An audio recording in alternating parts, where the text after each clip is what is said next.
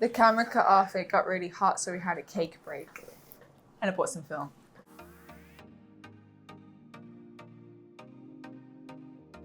Hi everyone, and welcome back to the Analogue Wonderland YouTube channel. I am here today for our next round of our photo competition with Kate Hook. Hi! So Kate's here to judge the April entries. I think we're on April now. Yeah. She's had a look at all the entries for this month's competition and has chosen some beautiful, beautiful photos. But first we're going to start with a little chat. If you don't know Kate Hook, then what are you doing? Get on TikTok, get on the Kate Hook wave. So Kate, your channel's sort of all blown up recently. Yeah, I have not known peace in 2022. Every day, every single day, I just get notifications, messages just about filters and other film photography related stuff. It's awesome. It's amazing. It's insane, the sudden growth I've had, but I feel like, I've been doing it for quite a while now, especially on social media. So it's nice, it's lovely, and I just have to kind of rein in some days and just, it's really tempting. Turn off your phone, put it in a drawer. I've definitely had to turn off my phone a few times because, like when something goes viral, TikTok breaks for me anyway, so I'm just like, okay, I'll just let it go and just see what happens. And yeah, it's been amazing, so yeah, pretty cool stuff. I think you've been a fan and supporter of Analogue Wonderland since like the very early days, like 4 years ago. Kate made some content for us. I think I was introduced to you not that long ago, actually, around last year. I think I was doing a blog on double exposures and I reached out to you.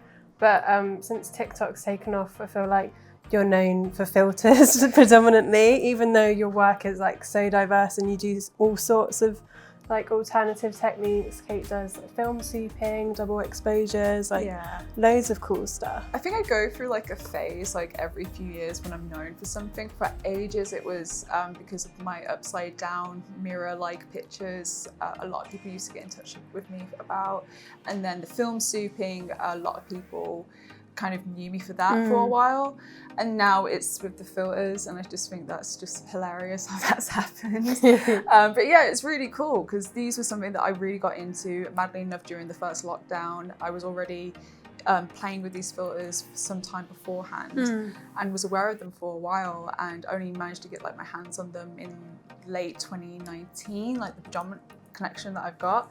So yeah, it's been a mad one, and I never thought like people would be so fascinated by the weird methods that I show off and the things that I use, but they do, and it's really cool, and I think it's lovely. So I'm always happy to kind of share what I do, how I do it, things I use, and tips on how to use them and where to find them as well, because these aren't in production anymore, so it's quite tricky to find them, but I'm trying to help people look for them. So are filters your favourite at the moment, or has the craziness like put you off a little bit? Thing is, I've bought so many, because I buy job lots, because that's how you get them really cheap.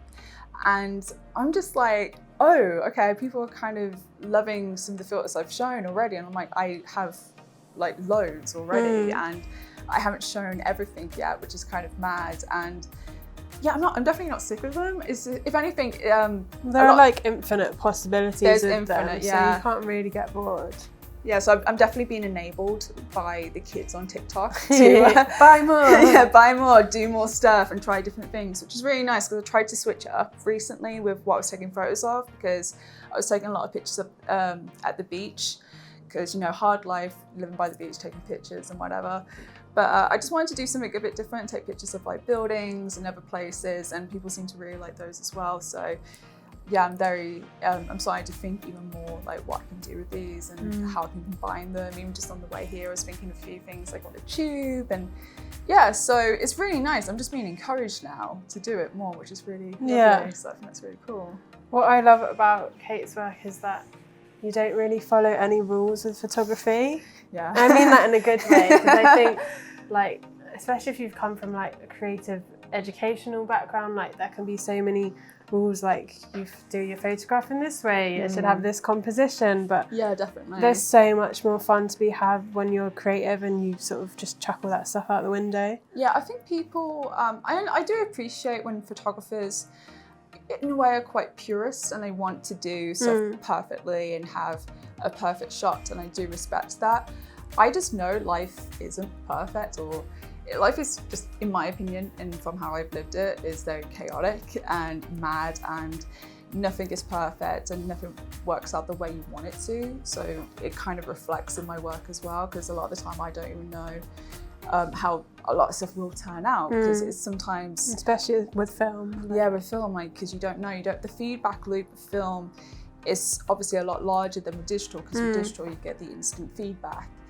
And yeah, it's just me throwing caution to the wind and just trying different things. And so when I put a lot of these filters together, even doing double exposures and film sweeping with these filters, which I've been doing a little bit of, so I'm trying to do all the main things that I'm known for in one go. Yeah, it's just more fun and more creative, and I really hope that other people get inspired from that and kind of think of the possibilities they can do, because we've grown up in an era of, I would say, probably the last like 10 years, where people are so used to having like trying to present like perfect images of what they do, like even just standard selfies. Like a lot of people are face tuning them and editing them, and it just, we're kind of fallen into a realm of fakery, and we kind of celebrate that thanks to Photoshop, whereas with this, it's real, like nothing's been tampered with, nothing's been altered. You're doing it in the image rather than in post, which I love. Yeah, I'm doing it all in camera, being messy, sometimes behaving and make sure that I do perfect stuff, like stuff that's straight and fine. But yeah, I just like to have fun with it, and I think that's how you should do it with photography. Because for me, it's not about trying to get a perfect picture, it's sometimes about trying to capture how a moment felt as well, which I think is more important, because that can transport you back more than a perfect image, which I think a lot of people get kind of a little bit too caught up with, in my opinion. Definitely. So how long have you been shooting film? Gosh, technically since I was a kid, because I grew up in the age where film was obviously normal to use. And I was thinking about when I was back at school, and I would take my dad's camera in, and me and my friends would always take pictures of ourselves. So definitely since I was like a teenager properly, because of MySpace. So I just started playing around with like my dad's cameras, because he would just let me use them. So I would say properly got into photography when I was about 15, especially with film, and I would go back and forth with film and digital. So yeah, so that would be a very long time. Long time before a lot of you are probably born, which I'm just like, wow, okay. That's okay. Yeah, very long time, very long time. Are you strictly film now? Yeah, I'm strictly film. I mean, I have thought, we like to hear. I have thought about doing digital video, obviously for YouTube, but I don't have like any interest in getting back into digital photography, because I just don't like editing most of the time. I mean, I totally understand and I respect digital photographers, especially like creative digital photographers who do a lot of stuff in camera themselves. I think that's really cool. But for me personally, and with my style of work, I feel I just suit shooting on film so much more than digital. Yeah. And it's not like I don't enjoy it. I just rather be a film shooter, and it's more of a challenge, and it gave me a lot more discipline, because with digital I felt it's a little bit too easy. And whereas with film, I really wanted a challenge and really try and be able to create images without having to rely on editing software in order to get the stuff that I get. So for me, shooting film is a lot more like about the process. Yeah. Sometimes more than even the final result. And I feel like there's some similarities in your work, like the filters and a lot of stuff you do in camera that you can't really replicate in digital photography. Yeah, definitely. I think it's just important to, it's kind of, especially the photos I take at the beach, because I take a lot of pictures down at the beach, because for me it's quite like almost kind of like meditating in a way. It's very peaceful. It's something I also treat as like a self-care thing that I do every now and again, especially if I'm just hanging out, going on a photo walk and just taking nice pictures of Brighton and, you know, various areas there. It's just, you take your time with it and you think a lot more of it, because you're not obsessing over the image as soon as you get it, which I feel a lot of photographers do. They get very concerned about getting the perfect image there and then, and it becomes a little bit too obsessive. Whereas with film, it takes away that element and you can't be obsessive about it. The only thing you should be obsessed about is how many like frames you got left. A lot of people say that about film photography actually, is that it has improved their mental health, just because it forces you to slow down, and I think we are in such a like fast-paced, like crazy digital world that we're just like overloaded with images. Like I think it's crazy how many images we consume on a day-to-day basis. On social media, it's like absolute overload. It is nuts. It is crazy when you think about it. Like how many photographs we do see, like as photographers, we see on a daily basis, and it's just crazy. And I can understand why people get a bit frustrated with Instagram and social media in general, because in my opinion, everybody deserves to have their work seen and celebrated. And it's just the algorithm's so weird at the moment. And unpredictable. It's unpredictable, but you know, it's learning, and we're all learning as well. And it's a great time to be teaching one another our craft and what we do and how we produce our images. And I'm really excited to be kind of part of that now. So it's really nice.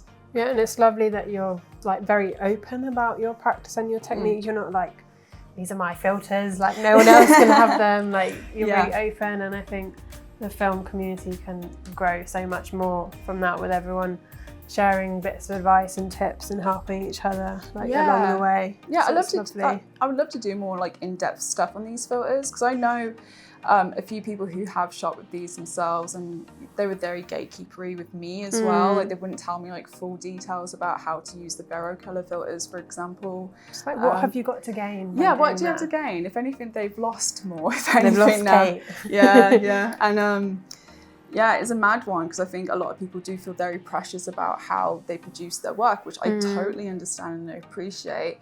But it's coming from the perspective of somebody who's never been able to even afford to consider going to art school, like to study at university photography, to really pursue it, and not be able to afford to do film photography, because I know what that's like, and it's really horrible. And once you do actually get a hold of stuff like this that can be relatively quite cheap, I think it's really important to share that with people, because a lot of people don't have the same access to stuff like this. Like, because for a long time with social media, with very popular photographers, like film photographers on YouTube and Instagram, it always seems to be who has the most expensive camera, who uses the most expensive film, and that's how they get the photos, and you can only get good photos that way. And I'm more bothered like about telling people how they can produce really good photographs and take their time with it, and I feel that's more important to me. And that's why I don't try and hold anything back, because I spent years learning about this stuff, and I'm just happy to share it, because I feel like a lot of people don't even know where to look for this information. In the school of life. The school of life. Sharing with each other. I am a very major student of the school of life, trust me. So Kate's got all her filters here in front of me, and they're so cute. They come in these little cases. Yeah. This one has a 99p sticker from Oxfam, so they are out there. You just might have to go on a bit of a treasure hunt around the charity shops. Yeah, that was so precious to me. So I got this while I was actually moving away from Birmingham. So I went up to a little town called Moseley just to do a bit of a food shop, and I wandered into their Oxfam in there, like Oxfam and Moseley, because I saw that they had a window display of like photography stuff, but it turns out they were stockpiling it. So I went in and just saw this, and I was like, what? Because what is it? No, I knew what it was, and I was like, no, it can't be, like the super speed filter. So I knew what it was. I just never been able to get my hands on one before. So when I saw this, I was like, oh my gosh. So I just bought, like, they had a few others as well. I remember buying a camera, and then just promoted the little sale they had on my Instagram, because I was just like, as if you have all these amazing cameras in here. And I was so happy they had this, because it felt like a bit of a parting gift from Birmingham in a way. I was like, thank you for the 99p filter. It's helped me a lot with TikTok. So yeah, you can't get anything for 99p these days. Because I know, because I can imagine when they priced that, they probably just thought, oh yeah, it's a piece of plastic. No one cares about that. And yeah, so when I do tell people I got this for 99p, they're just like, go away. Do you have any advice for people on like the charity shop hunt or looking for kit like this? I would say ask the charity shops, like, to keep it, if you can, you know, get in touch with them, go in and just say, hey, do you ever get like filters, coking filters? Maybe like ask them to call you, because sometimes I'd rather sell directly to someone, because because it says a lot how the Moseley Oxfam store did not put this out for ages, because they honestly thought no one would buy it. And they were really surprised that I bought this. Go and show your interest. Yeah, so show some interest. Secondhand camera stores are pretty good as well.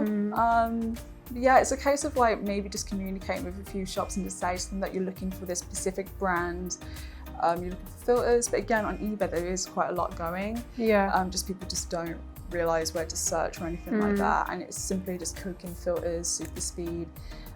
There are a lot of retailers on eBay that I found, and yes, just keep find your them. eye out. Yeah, keep your eye out for them. I have found with some charity shops they have like one person that sort of does all their photography stuff for them, and will often like drop it a bulk load off like once a week or something. So it's just keeping in sync whenever they're going to get their stock refresh. But charity shops are definitely clocking on. I found how film photography is like on the rise again. I know, but they don't do the quality check. Like it can be a bit of a gamble.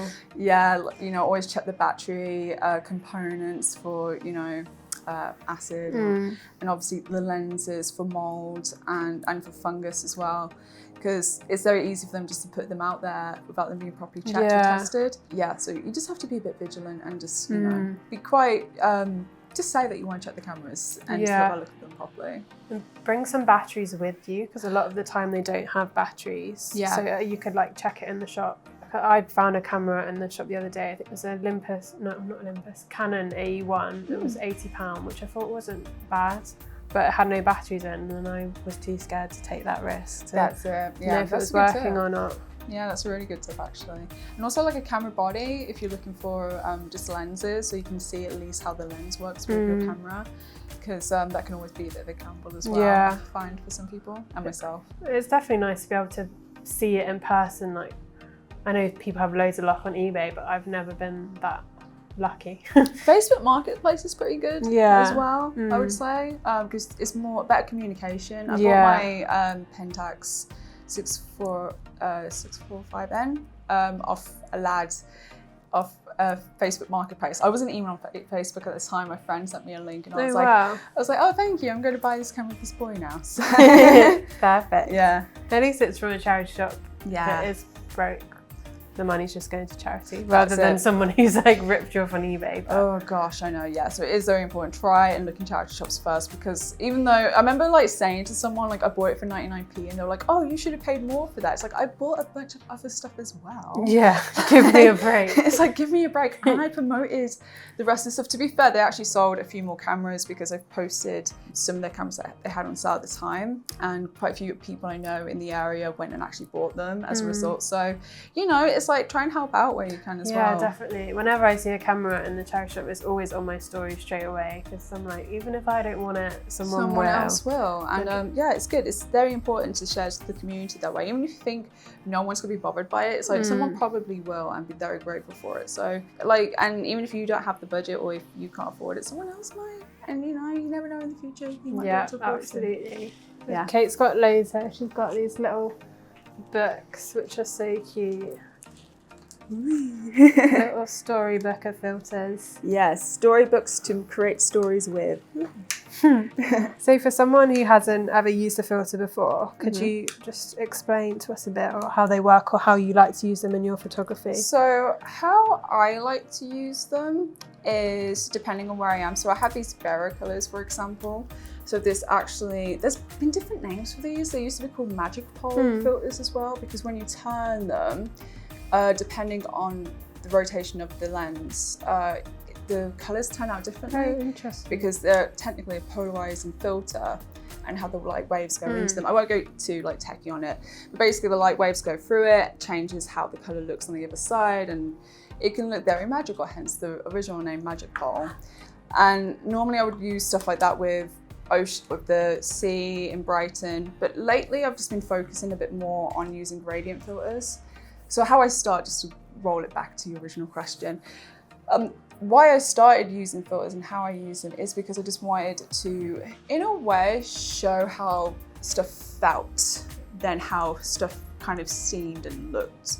So I would probably use like my speed filter and pair it up with like a color filter as well. So I'd think maybe I should use a gradient filter and I'll pair that together. So yeah, show us how it works. I'll do a simple one for you.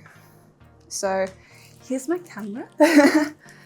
And I'll just think, okay, I want to do something a bit funky. And this is the latest thing I've been really into, and I haven't actually posted too much on social media. So I've been using these gradient filters because I wanted to do like a bit of a stretch effect with some portraits and some other shots. So I load that one on first, and then how many can you fit in there? You can fit, sometimes you can fit 4, but normally it's 3. Because there's like a little slot on the back as well. It just depends on the type of filter. Yeah. But yeah, so I just slot these ones, actually. Yeah, so I slot this one. So you see where the gradient color is there. So with the speed filter, I make sure that's over the color bit. So where's filling in this bit? There we go. And then it'll kind of give a stretch effect, and I'll think, okay, would that work with the shot that I want to do? Do you want to have a quick look through? Yeah. Oh, that's weird. Yeah. Cool. And I just kind of think like, what the vibe? What's the vibe? What's guys? the vibe? Because that's been lately a meme on social media in regards to film photography community, the vibe. And I'm like, you want to know about vibes, kids? So Kate is the vibe. I am the vibe. I'm teaching you how to get the vibe. So yeah, I just try and figure out what kind of vibe I'm looking for, what kind of feel, and just have a play, honestly. And I've been working with a few models as well, and I honestly just let them pick the filters and just think, okay, what do you want to do? Is it like always a surprise, or do you sort of know what effect you're going to get with different filters? I sort of know. I did some recently, some kind of silhouette photos with a model using the Vero colours, and they looked pretty cool, to be fair, because I wanted a bit more of a colour distortion and colour. I kind of wanted to create the lumochrome effects, but with the filters instead. And I just kind of look and think, okay, what do I have in my arsenal that I can use? Because I always tend to gravitate to the same ones. So for example, I always use, where is it?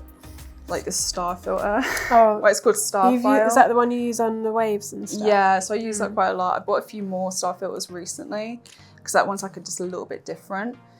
And I just think like, what's gonna suit? What's gonna suit the vibe I'm looking for?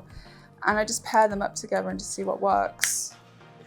And I just honestly play. That's the whole point it's for me. so fun. Yeah, so I just believe like we're meant to be playing with the universe. That's essentially what my work's about, playing with the universe. That's so fun. And capturing what we can not see, but what we can feel. Because apparently we can't even see like all the light and everything in this world. Like our eyes can't pick it up, pick it up, but maybe these filters do, who knows?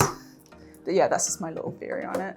I think it's so fun, and obviously this isn't the reason you use filters, there's lots of reasons, but especially now when colour film is getting more expensive and maybe there's only one stock you can get in, but you know with filters like you could have that one stock and it could look like 1,000 different ways depending on how you play with it, so it just opens up a world of possibilities. That's it, instead of like, that's why like these Kodak films are actually pretty good with this, because you can do so much more with your photos now, and you can take a lot more time, so you're not kind of restricted to just the film stock anymore. Like you can do way more, and you can literally create the look of like monochromes or infrared films as well through the look of these like Vero color filters, and create something really, really different. And I think that's really cool. That I really like to do. Are there particular film stocks or like ISOs that work better for filters? It depends. I actually find like lower ISOs work quite well, but 400 is pretty good. I wouldn't go any higher, just because it can get a bit murky because so much light is being reflected through these filters. It's actually the lens that you need to kind of be a bit more vigilant on, because these optical filters, like the speed filters and the multi-image, if the f-stop is quite low, so if it's under like 4 or 5, you can actually see the physical filter in front of the lens. Okay. So it needs to be a low f-stop. So normally I shoot like 1.8, 1.4. And so obviously you have the depth of field as well. But sometimes it looks kind of cool when you do see the filter as well. But yeah, that's stuff I have to think about. And normally, so if I'm shooting on a low f-stop, I have to think maybe I need to use a lower ISO as well. But at the moment, my camera has Portra 400 in it, because I'm just, sometimes it's good to have like a higher quality film for it as well. Yeah. But yeah, like I normally just stick with like 100 to 400 ISOs. And the lower the ISO, more than likely is because it's a very bright and sunny day. Okay. And I normally like to have quite a lot of contrast in my photographs as well. And so it just picks up a lot more colour as well. Yeah. So, yeah, it varies. I have tried with expired films, but it's a little bit too unpredictable for me. It looks great for like textures and that sort of thing, but for like real high quality stuff, you never really know how it's going to turn out. Yeah, I'd rather be using fresh stock as well. Expired film is like adding another effect and all on its own. Yeah, so. And I think that's cool. Like, I have definitely tried that, and I probably will be doing so more so with my expired slide film that I like to cross process. So it's just a case of just having to play. But yeah, at the moment I'm trying to stick with like fresh film and all that kind of stuff. Do you have any like tips, or how has it affected you at the moment with colour film prices going up? Or all film prices, to be honest? Well, I switched over to 120 a bit more recently because the prices haven't really changed for that. Obviously, you get a lot less photos, but it's given me a little bit more, it's made me think a bit more about what I'm shooting and not to waste shots. It's like a bit of a payoff, isn't it? Yeah, because I'm terrible for wasting shots because I'll just keep shooting and get the same shot over and over again, which is cool. I'm like, I like those photos, but I can only really post one. So yeah, it's just made me a lot more precious about my shots. Yeah, a bit more frugal with how you're shooting. Yeah, because I have to be, and I can't just be buying film constantly and trying to just get as many effects as I can. So it's given me a lot more time to like just think more about my shot and make the most out of my film. So with the prices going up, it's just made the whole process a lot more precious, which is good. I think that's a good thing. I guess it's like a balance. Like, I have this roll of film that I've put in my bag every time I've gone out with me and just not shot it because I'm like, oh, what if this isn't the right day? Like, I might not find this film again. Like, who knows when it will come back in stock? But like, we enjoy it, so you just gotta go for it. Like, can't always be waiting for a rainy day. Oh no. So your work, I feel like, stands out quite a lot in the community as being like really unique and different. Are there any inspirations for you? Like, anyone that you've taken inspiration from, or you just sort of going at your own drumbeat? Kind of. I really like Neil Krug. He's everyone's favourite photographer, like anyone that does experimental film photographer. He works a lot with Lana Del Rey. Cool. So you would definitely, if you see his work, you would know You'll recognise it. Pete Townend's a really big inspiration as well. He was a very popular photojournalist in New York way back in the day, and he was considered like the godfather of experimental colour photography. Not a lot of his works aren't available online to view, but I managed to go through one of his books while I was in Japan of all places, and his work is just phenomenal, and I didn't realise how I've obviously been unconsciously inspired by him, because he does a lot of double exposures, and man, it's like if you can find his work, definitely look it up because it's incredible. Yeah, I kind of just do my own thing because there's so many inspirational photographers that I do know, and I'm very fortunate to know that I feel very inspired by as well. And it's always like a back and forth as well, because somebody, I don't know them too well, they're a photographer in Spain, and I know they've bought a bunch of these filters recently, and they tagged me and another photographer called Carlos who uses these filters, and he did something with the gradient filters, and I was like, ooh, that's cool. So I thought that's really cool that he got inspired by our photos.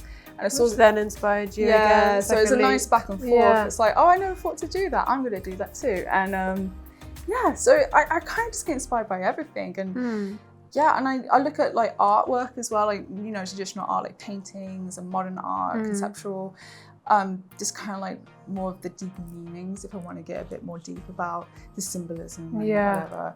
And sometimes it is, and sometimes my photos are just literally just nice pictures of the sea.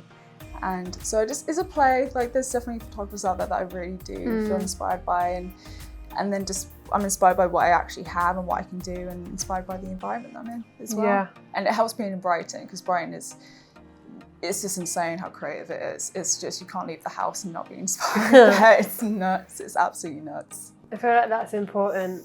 Like, you feed off the energy of where you are living. Oh yeah, the energy is very high in Brighton, trust me. So if you're looking for more inspiration, maybe take a day trip or just go somewhere out of your comfort zone. Yeah, that's it. Because I went traveling a couple of years ago, and that was the thing that completely switched up my photography, I feel, because I was just thrown into such an intense environment, and working with different models, as well as just being in different places and trying different films and just trying different ways of photographing while kind of running on a bit of a time limit.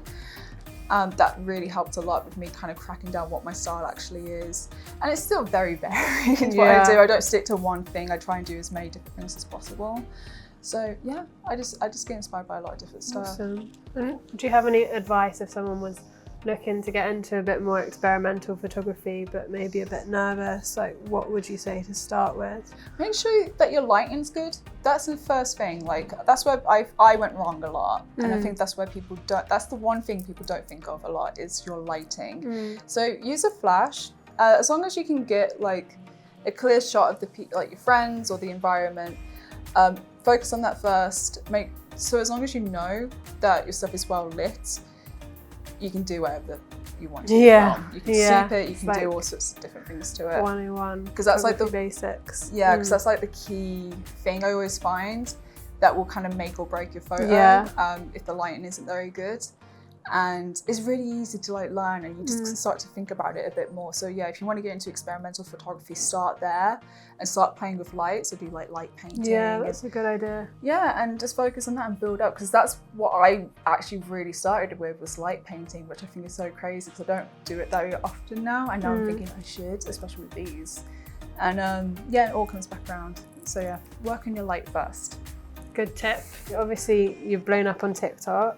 What's the most views you've got on one of your videos now? Let's have a look actually. Because I don't check it all the time at the moment because it's terrifying. 12.1 million. 12.1 million. Yeah. That is insane. That is actually insane. It is really insane. Like, check out Kate's TikTok. I think, like, we set up our Analogue Wonderland TikTok account maybe a year ago, and it definitely hasn't got 12.1 million views, but I think when we first got on there, we were like, oh, where is everyone? Like, there didn't seem to be that many film shooters on there, but it seems like the film community on TikTok has really taken off now, which is really nice to see. And it's like such a different platform to Instagram. I think it's just a lot less, what's the word, like curated. It's just sort of fast paced and like easy, and people having fun and sharing ideas. So if you're not on TikTok, like, have a look, see what's going on maybe for some ideas and inspiration. Yeah, I've definitely found so many amazing photographers on there, especially in America, which is so cool because it's the type of stuff that makes me want to travel, because I'm just like, I want to go to Texas and I want to go to New York and meet these people and see how they work and how they do their photography, because it's all so different in different parts of the world. It feels like just a big open conversation is happening, and you know, you can actually talk to people about your work and, you know, really communicate with other people, and you can do it through like memes, and you can do it in a really fun and funny way. It's funny. It's like people taking the mick out of themselves and each other without it being like nasty. And I think people are way more open to ask questions and maybe be a bit more vulnerable, where on Instagram, like, no one maybe like doesn't want to look stupid or is a bit nervous to ask something. Yeah, I think a lot of people feel, you know, with Instagram, it's kind of like you can curate the way you want to present yourself to the world, whereas TikTok is like, that's the place where you have to be yourself. Yeah, people will see through the fakery. And that's why I'm like, I'm happy to be a bit silly and cringy and goofy with my videos, because I am silly, cringy and goofy, and I think it's a great place to really show like who you are, and because you can't fake it on there. No. It's very exhausting if you do, and it's just nice because I think it's like the first platform where people actually feel like they can get to know me properly. Because on Instagram, it was a bit of a veil, and I haven't a bit more behind the scenes, like who is the photographer rather than just the images they produce. Yeah, exactly. And then with YouTube, it's very like production based, very like, here is like a little program, like a little show for you, whereas TikTok is like, here's a silly TikTok I made and now it's got 12 million views. So it's just stuff like that. It's just like, you just have to have fun with it. And, you know, people feel more comfortable talking to you if they know that you don't take yourself too seriously. Yeah, 100%. Yeah. Talking of like the community, I think Kate's also coming to Analogue Spotlight later this May. So if you want to meet her, come on down. Are you excited about the event? Oh yeah, man. I'm like, I'm just like, what do I tell people? What do I talk about? It's like, let's look at my photos and let's just like dissect it together. I've already done something very similar at the beginning of 2020, before the world ended, at the Experimental Photography Festival in Barcelona, where I did a talk, and that was like the first time I ever really experienced actually meeting people who are aware of me and my work, and doing a talk and actually having to answer questions. And it was mad when that happened, and it's nice to kind of get back into it now and do something that is local, especially in the Midlands where I'm from. That's really lovely. I think that's going to be really nice to be able to do something like that and just meet people and talk to everyone about my work. It's exciting to have an in-person event after quite a long time, it feels like, and the film community is really diverse. I think it's important that we have these events to represent that and to meet people and network a bit. So yeah, I'm looking forward to it. Yeah, it's gonna be fun. I always sort of end on like a question about diversity in the film community. How do you make sure that like your feed stays diverse, or you're following or supporting creators from lots of different backgrounds? Like, I felt it's happened quite naturally, to be fair, with people that I find from, you know, different backgrounds and whatnot. And I think it's just, you know, don't be a gatekeeper, simple as that. Like, be open to everybody. Yeah. What we were saying before, like sharing the knowledge, school of life. Exactly, because I know I'm in a really fortunate position where I can now take photos like this and upload them online, because for a long time I wasn't in a position where I could do that so freely, because I just couldn't afford to do it. So I understand from that perspective how difficult it can be. So I just try and keep myself as open as possible and keep my eye out for so many different photographers that I really do love the work of, and thanks to TikTok I've been able to find so many like incredible photographers from all over, from like even in the UK to as far as like Argentina and Brazil and you know, the Philippines and in Japan, and it's just nuts. So cool. And you'll find so many different styles of photography based on where people are from.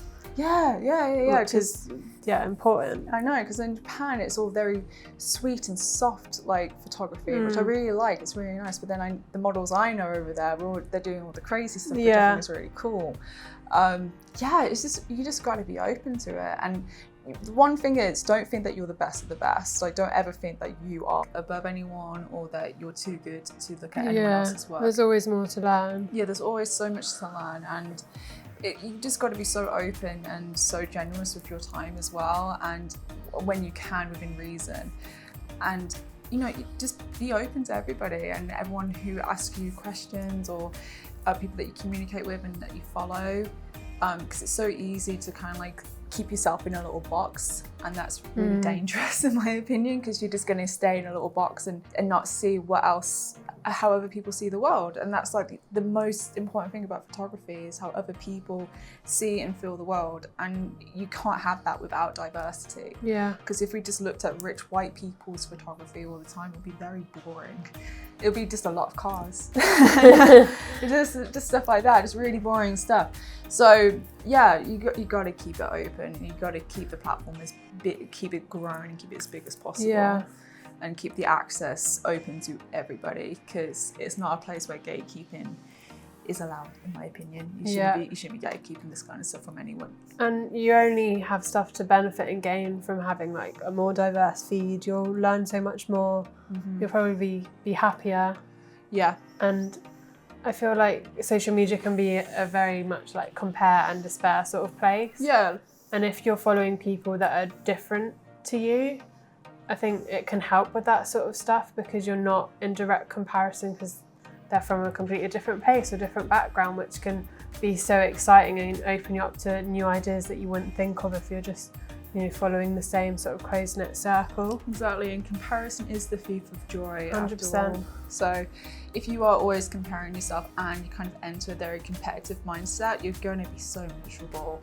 But you need to celebrate other people, and because, you know, because I know with me and my growth recently, like I've had quite a few people not be very happy about that. Even when I started YouTube, I had people not be very happy about me going forward with my photography and putting it out there on such a large scale. But at the end of the day, that's down to them, and you should be celebrating other people, because even if you feel like you're having way too many losses, you're going to have your wins, and you need to celebrate other people winning, because only losers want to see other people lose. So yeah, you just got to celebrate other people, even if you don't feel like you can, you know, do it, because it makes you feel better.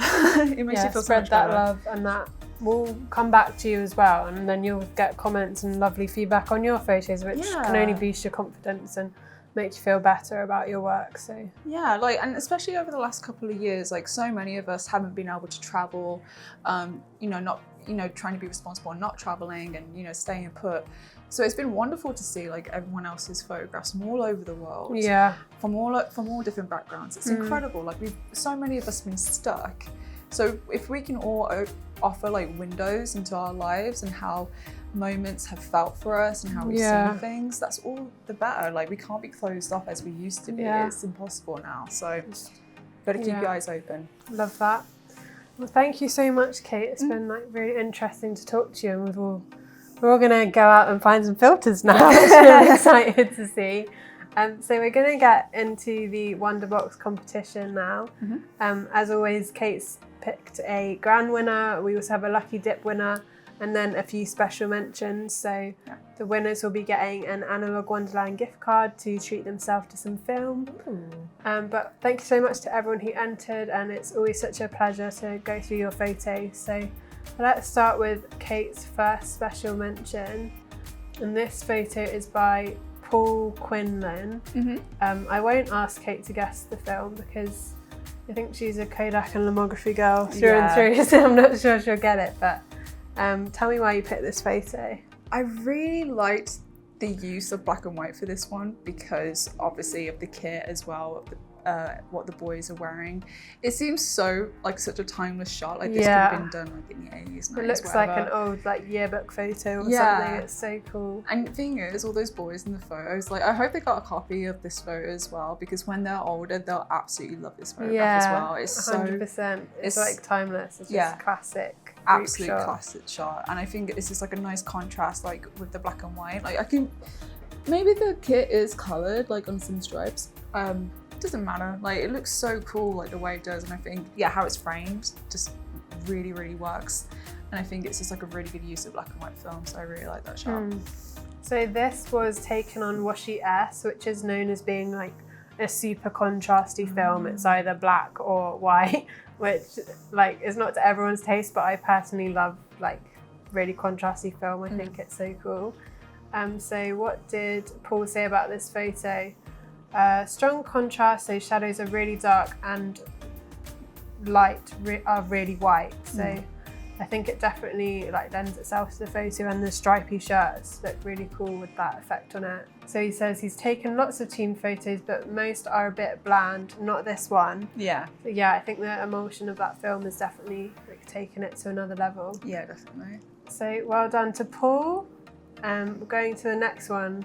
Imagine this was a bit of a challenge for Kate because you shoot mostly colour film, and a lot of the photos were in black and white. So has it tempted you? I love shooting on black and white. I've actually done a music video recently where I shot a lot of Ilford black and white film. Cool. I can believe HP4 that we used, and that will be coming out very soon. And that was like a really good excuse to actually use black and white because the artist, Rummy and the Weather, the singer and her band, we just wanted to do something that really fit with their style, and we wanted to do a mix up because there's a lot of colour going to be in the video. There's a lot of illustrations as well. So was it just like 35mm film? Yeah, so we shot it on my Nikon F100. And we did it on continuous shooting. So I've been doing quite a lot of that lately, as you would see on my TikTok maybe. And she asked if I can do a music video completely in that style. Wow. So we used a lot of black and white. What film was it? Ilford HP4, I believe, or HP5. And HP5, I was like, oh, I'm not sure. I'm terrible with numbers and names. But we used a lot of that, and it looks amazing. Like I'm going to be posting some of the shots of it quite soon. I'm superstitious about things until they're complete and masterpiece. But we're currently, Rummy is currently working on the animation of the video at the moment, and so I have been like dabbling. That's so cool. Because Super 8 is like very expensive, like that's a really cool way to shoot a movie. Yeah, because what she wanted to do was like loop a lot of it back, because I was a bit concerned, like, do you want to do an entire video? The song's like 2.5 minutes long. But she's like, we'll just loop like a lot of the footage back, and it looks really cool. So is that just a setting on your camera to just shoot? Oh, cool. Yeah, I'll show you after we're recording like some of the footage that we got. But with this. Sorry, sidetracked. So this is by Branskill. and the photo is called Nitterdale in Winter. No, okay. I'm not sure where that is, but what did you like about this shot, Kate? I thought it looked very otherworldly, very ethereal. It looks quite frosty, but very sharp. I really like it. I really like the use of light and the shadows. I really like it when you can see, I don't know what they're called. Lens flare. Yeah, like the lens flare on Little photos. orbs, It's really cool. Yeah, it looks very magical. I like that. I like a bit of lens flare. I like a bit of magic in the photographs. Yeah, it looks really nice. It's a very pretty photo. So this was either taken on Street Candy or RPX 400. I would say it's RPX, but I don't know. I'm not too sure. I have to fact check that one. Yeah. So Peter also says it's a dark and ethereal image. Yeah, which very ethereal. Definitely. It's a really cool one. Yeah. Nice. So nice job. Well done, Peter. On to the next one. And this is by Brenda. Yeah, I really like this cool. one because again, it's because when I first saw this, I was like, wait, what's going on in this photograph? And I realized, oh, she's in the kitchen. And yeah, I love cooking. I love that sort of thing. I love food. I love kitchen stuff. And I really like this shot. I really love the use of light in this. It looks so cool. It looks, again, it's like just magical. The steam has made like a really soft glow on her face, which is really pretty. This was taken on Lomography Metropolis. I can never say that. So I haven't actually shot Metropolis before. Have you shot that before? Yeah, so I did a video for Lomography last year using their film because they sent me a couple of rolls. And it's because I wasn't sure about it, so they were like, "Hey, do you want to try some of this for us?" And I was like, "It's a good hack. Just tell these companies that you're not really sure on the film and you need some for testing purposes." Yeah, and I took some really cool photos with it, and I have a 120 back in Brighton waiting for me to use at some point. Nice. But yeah, it's a really good film. I really do like it, and the shot again is very, very good on that. So well done to Brenda. That's a really cool shot. I really like that one. It's really nice. So this next one is by Rohan, and it's called Motherhood. What did you like about this photo, Kate? Yeah, I just like the contrast again with the black and white. I really like the use of light because I'm guessing like the lighting was set up that way. It looks kind of creepy, but I kind of like that. It does. Yeah, motherhood can be kind of creepy. No, thank you. Yeah. So I thought that was a really cool shot. It's very different, very dramatic looking, and yeah, I felt the sculpture and the statues, it worked really well with the black and white film. So yeah. So this was taken on JCH Street Pan, which is known for its high contrast. And Rohan says, embrace the shadows and the high contrast for some fun and drama, and that he loves the dramatic nature of the sculpture combined with the high contrast and expression of the subject. And yeah, I think the contrast is like what makes that photo. It picks out all the details in the sculpture. Yeah, definitely. A really cool dramatic shot. Okay, our last special mention is by Chris Lockyer, and this photo is called Pollard Triptych. I don't think we've had a triptych in the competition before, so this is cool. Yeah, I like pictures of trees. I thought this was a really cool shot. It looks mystical. Yeah, very mystical. It's the kind of stuff that you would see in like old nature books. Yeah. Very mystical. Sort of like fairy tale vibe. Yes. Very the tree's going to start talking any minute. Very mysterious. It's like the trees have faces and they're going to speak to me. Actually, they do kind of look like they have faces. If you do look closely at it. Maybe if you look at them a little bit too long, maybe. Yeah. If the pictures will start talking to you. But yeah, I really like how mysterious these shots were. I'm guessing, is it the same tree or is it a different one? Maybe I think they're different. I'm not sure. I think they're different trees. So if they are the same tree, that's amazing. If there are different trees, that's also amazing. Really cool. I like how he's put in a triptych. It just creates a whole different sort of narrative and story to the images. Yeah, I really like it. Yeah, good narrative. Cool. So that was on Fomapan 400, which I feel like is often an overlooked film, and Foma gets a bad rap, bless them. I know. But you can get some stunning photos with it, so give Foma a chance, is what I say. So Chris says about this film, it's a good all-round film without too harsh contrast or grain. Great for when you just need something to use for lens camera tests or just having fun. And he says he likes the impact that combining the three images in one makes. Yeah, I completely agree with that. gonna give that a go myself, I think. You should. Maybe I will too. So well done to the special mentions. We're going to move on to the lucky dip winner now. So this was picked at random, but I actually really love this image. Oh, yeah, that's cool. It's just so like green and vivid. Like all the colours are so nice. Yeah. Yeah, that's gorgeous. That's actually the first time I'm seeing it. That's a really lovely shot. It looks so like looks mystical. Like a sort of Bridgerton scene. Like quite the lovely willow tree and the bridge. Like a nice couple's going to come and promenade along the river. Promenade. It's a very pretty shot, and yeah, I really love how vivid the greens are in this photo. Yeah, I like that there isn't a shallow depth of field as well. I like the fact that you can see everything. Everything's very sharp in it, because I feel like we do kind of overdo it with depth of field sometimes. Yeah. So yeah, it looks very, very scenic. It looks like a shot from a movie. Yeah. It almost looks kind of, I don't want to say Disney-like. I'm going to say kind of Studio Ghibli-like. Yeah, very, very nice, very mysterious. I love it. So this was taken on Kodak Gold, which I wouldn't have said for some reason. I thought it had like a bit more green tones, but maybe that's just because it's a very green image. Yeah.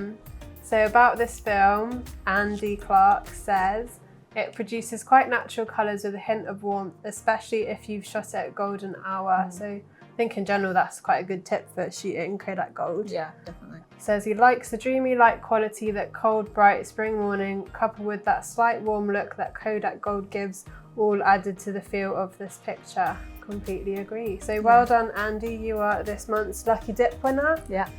And now the final grand winner of this month's competition. When I saw this, I was like, this is a very Kate image. Like, yeah, 100%. This is also by Peter Angus this time. Yeah.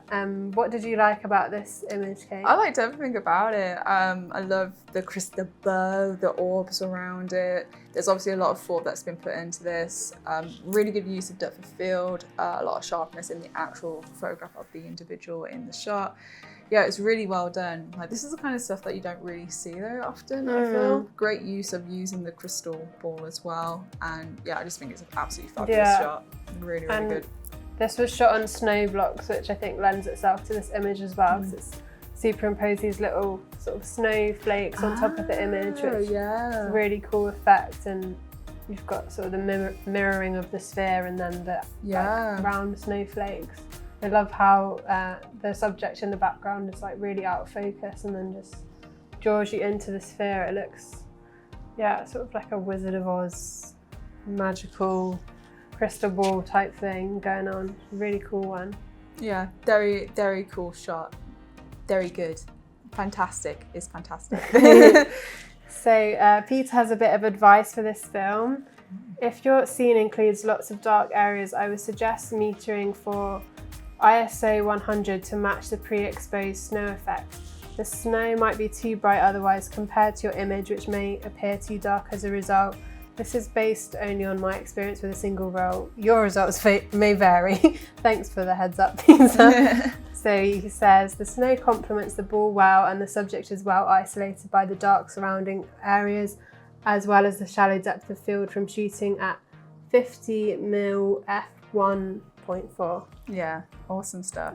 Cool, really like that one. Yeah, well done. So well done to all our entries this month. Like, we love looking through your images. Thank you to Kate, our guest judge. I hope you've all learned something new from Kate and are inspired to try some alternative photography yourself. Yeah. Thank you so much for coming, Kate. Yeah, it's been a pleasure. And we will see you next time. Bye, guys. Bye.